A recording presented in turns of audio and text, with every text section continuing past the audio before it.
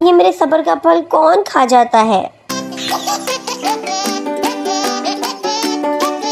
नमूने दोस्त, सर दर्द वाले दोस्त, और फिर आते हैं वो दोस्त जिनसे आप अपनी प्रॉब्लम्स शेयर करते हैं और वो हा हा हा रिएक्ट कर रहे होते हैं।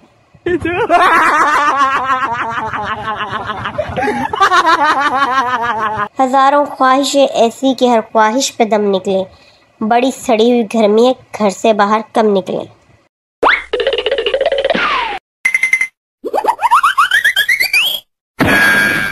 मैं ज्यादा किसी से बात नहीं करती, पर जिससे करती हूँ उसे पागल कर देती हूँ।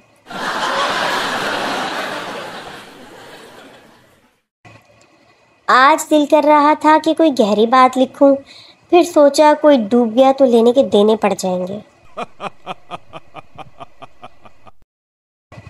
जो हो गया देखा जाएगा, बस इस लाइन की वजह से लाइफ की लगी पड़ी है।